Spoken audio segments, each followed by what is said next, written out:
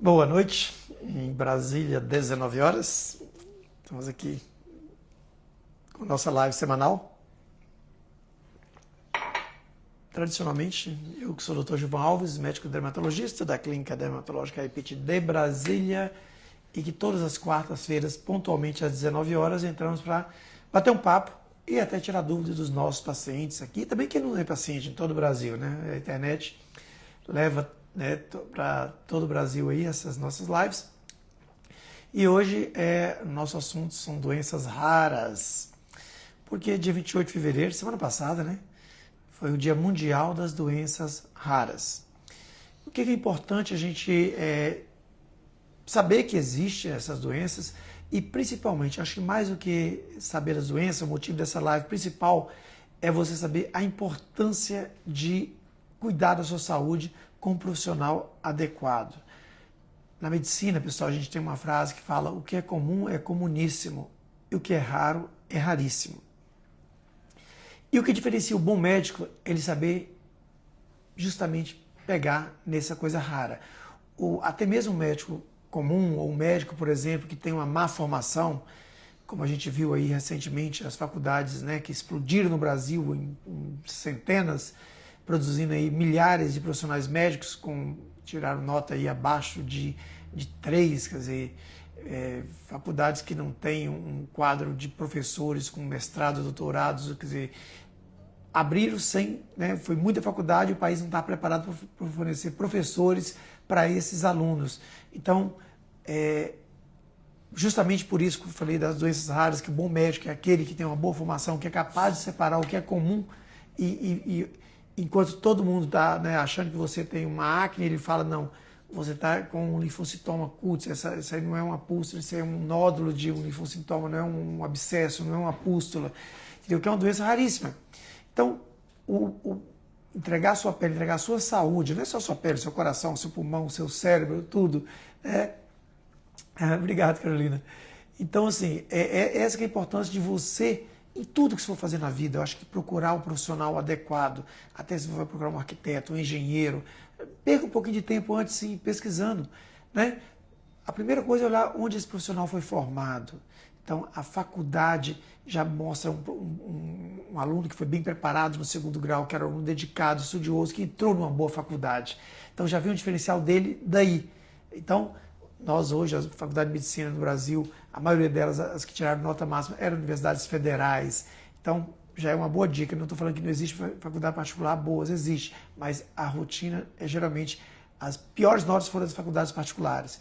Então, você primeiro olhar: meu médico formou na USP, meu médico formou na UFMG, meu médico formou na Universidade Federal do Rio de Janeiro, Universidade Federal da Paraíba. Quer dizer, o profissional, ele era esforçado, ele teve um bom segundo grau, ele é estudioso, ele, entendeu, não esperou uma oportunidade, uma faculdade do interior pequena, que não tem um quadro clínico, que pagou, entrou. Então já começa por aí. Então você vai estar na mão do profissional que vai conseguir fazer seu diagnóstico. É claro, segundo ponto, depois que você viu a faculdade do seu médico, é saber se ele tem uma residência médica, tá?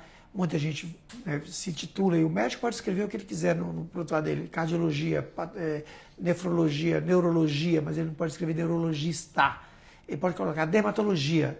Já uma boa dica para vocês também guardarem aí. Se no carimbo do seu médico está escrito dermatologia e não dermatologista, é porque ele não pode anunciar a especialidade que ele não tem. Então ele põe lá dermatologia, quer dizer que ele atende dermatologia, como atende cardiologia, pediatria. Então, segundo ponto, ver se seu médico tem título de especialista. Hoje existe nos carimbos uma letrazinha que chama RQE, é Registro de Qualificação de Especialidade. Se ele tem um RQE, ou seja, que ele é especialista de verdade, quer dizer, que ele passou numa prova de residência, que é super difícil e exige realmente esforço, e só os bons mesmo que entram e passam, entendeu?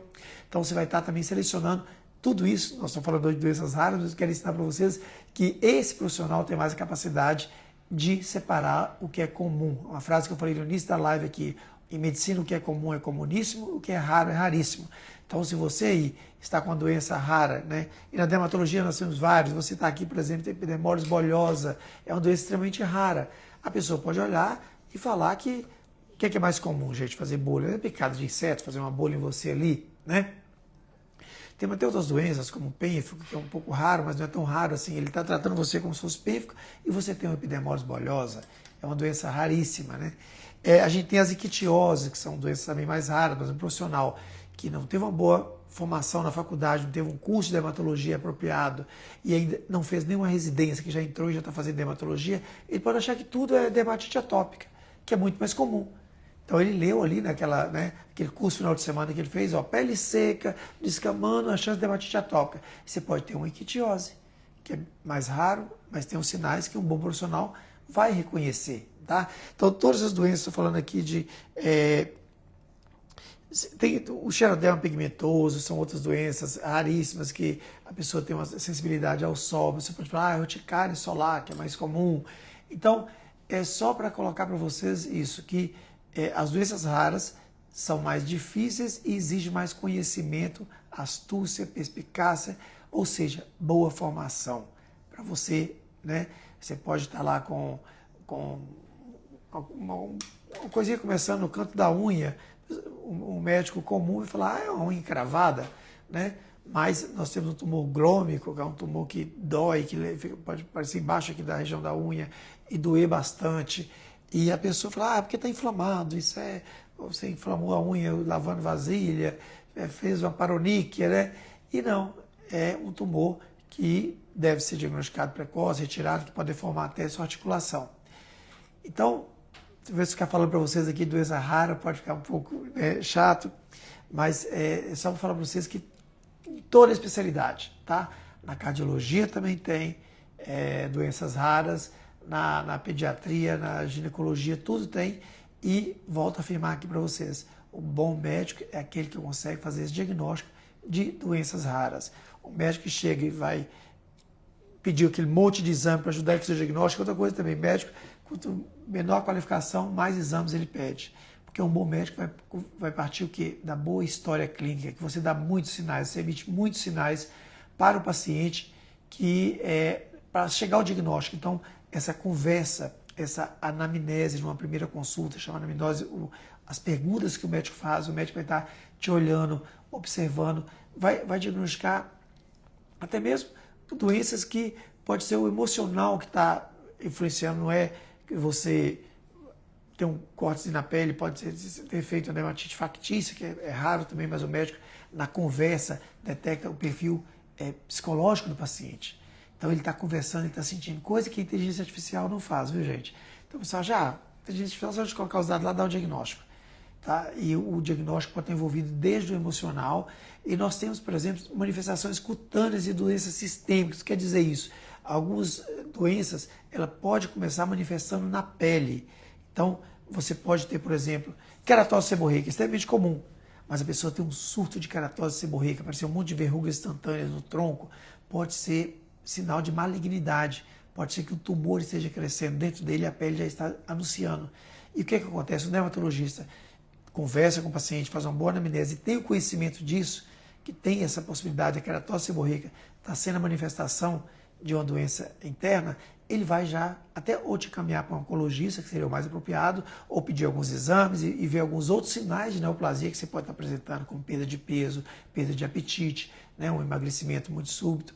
Então, tudo isso porque ele viu muitas queratoses seborreicas que você apresentou. Tem sinais na unha, entendeu? Que pode ser sinal de uma doença pulmonar. Uma unha muito arroxeada, uma unha que vai ficando bem abaulada, entendeu? Pode ser sinal de doença pulmonar obstrutiva crônica. E você não está sabendo, está resolvido por causa da minha unha. Como falei, aquele médico comum, que, voltando a falar, que formou na faculdade, que de nota 3 aí, que não fez uma residência médica, não vai lembrar, não vai saber disso, não foi informado para ele que as aulas foram de péssima qualidade, então ele não teve uma boa formação. Então ele pode estar tratando até achando que é micose. Sua unha ficou escura, ficou abaulada, deformada, é micose. Te dá remédio para micose, você gasta dinheiro à toa e a doença sua está piorando. Se ele poderia ser tratado tudo no início, na medicina de doença máxima, tudo que você trata no princípio, é mais fácil em tudo na vida, né? Você deixar até o seu carro, deixar a coisa piorando, depois fica muito mais caro, pode quebrar peça, porque você não abordou o problema no início, tá bem?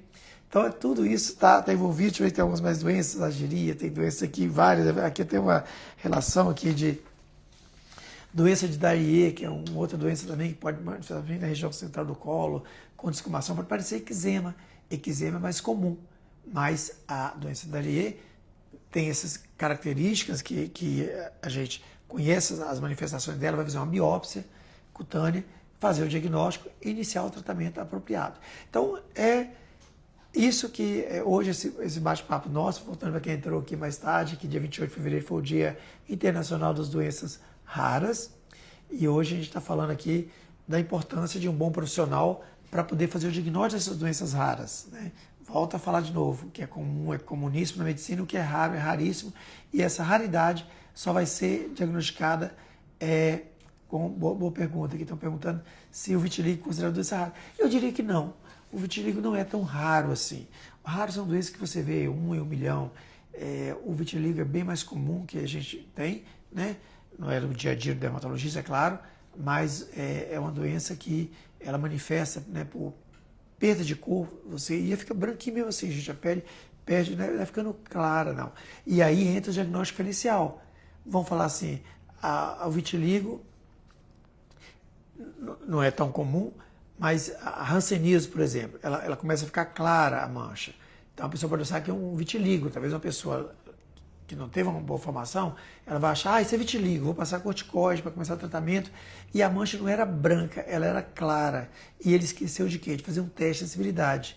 Que você, manchas, por exemplo, num país como o Brasil, que ainda é endêmico de uma doença chamada hanseníase, antiga lepra, então faz um teste na mancha, pega uma agulhinha, ou pega até mesmo um copo de água quente, uma aguinha quente, um pouquinho, encosta. Se ele não sentiu o calor, ou se diferenciou um calor do frio, pega um copo com água gelada e um copo com água quente, encosta, ele fecha o olho e fala, o que eu estou encostando aqui? Quente ou frio? Se ele não sabe diferenciar, a chance dele ter hanseníase é maior do que ser vitiligo, tá? Então, vitiligo é raro, não vou falar que é uma doença comum, mas não entra no rol das doenças raríssimas, raras. Ela tem uma incidência bem maior, tá? O seu pai e seu irmão têm vitiligo, né? Então, hoje tem medicamentos, tá, Carolina, né? Tem vários medicamentos que se pode fazer, tem um grupo que chama de medicamentos biológicos, inibidores da JAK, enfim, é uma gama de medicamentos hoje que está dando resultado muito bom em vitiligo. Então ele pode, são injetáveis, tá? E você pode fazer a injeção e ele ter o vitiligo dele, a pele recuperar a pigmentação. Falar em cura do vitiligo ainda nós não temos um medicamento que cura o vitiligo. Então você pode repigmentar, mas se você parar o medicamento, tem chance dele voltar. Né? Mas tem casos que curam também. Você faz o medicamento e cura, mas o medicamento não tomou, curou, nunca mais você vai ter vitiligo. Porque o vitiligo é uma doença autoimune, né? Seu próprio organismo ataca os melanócitos, as células que produzem o pigmento, e por isso que ela perde pigmento de forma quase instantânea. Né? Você vê, parece quase a noite por dia, a gente aparece mancha branca, lembrando que não é mancha clara. Mas, como eu falei, temos outras doenças, tem doenças raras que imitam o vitiligo, e para isso precisa ser feito o diagnóstico preciso, a investigação. O vitiligo, como falei, primeira coisa, continua com sensibilidade normal. Você pode fazer biópsia também, a biópsia ajuda a confirmar o diagnóstico de vitiligo, mas ele é um diagnóstico meramente clínico, ele é bastante clínico, tá bom? Mas então a nossa live de hoje foi esse o objetivo, de lembrar que existe esse dia, foi 28 de fevereiro, Dia Mundial das Doenças Raras, e a gente espera que ninguém quer ter uma doença rara, porque às vezes os tratamentos são mais difíceis. Tem desde jovem. Olha, se ainda incomoda ele, esses medicamentos são bastante novos, viu, Carolina? Os biológicos. Tem que saber se com a idade dele ele pode usar, né? Se ele tem alguma comorbidade, como por exemplo doença pulmonar, enfim. Tem que vir a uma consulta para poder avaliar se ele é um candidato propício a tomar esses medicamentos biológicos. Né? Uma vez ele tendo a indicação, e se o vitiligo ainda incomoda ele, que às vezes a pessoa tem desde a juventude, tá, né? Pode ele não incomodar mais, né? Ele está com 75 anos, talvez esteticamente não incomoda, porque o vitiligo é só um comprometimento estético. Então, assim, né? Claro, a gente vê aqui criança, adolescente, que está na auge da formação dele, da autoestima, com vitiligo no rosto, em volta do olho, na mão ou até nos órgãos genitais. Imagina um rapazinho ter que explicar toda vez, quando ele, né, for ter uma relação, aquela mancha ele não é contagiosa, que não vai passar. Então, isso causa muito transtorno emocional, psicológico para um adolescente, um jovem, esteticamente. Mas óbvio que seu pai tem todo o direito também de querer, agora eu quero tratar, só comparecer uma consulta médica com os dermatologistas e falar que teve vontade de experimentar os biológicos, tá bem? Para fazer o tratamento. Bom, gente, nós terminamos nossa live, como eu falei, toda quarta-feira às 19 horas em ponto, 15 minutinhos e despeço por aqui e até quarta que vem. Beijos a todos.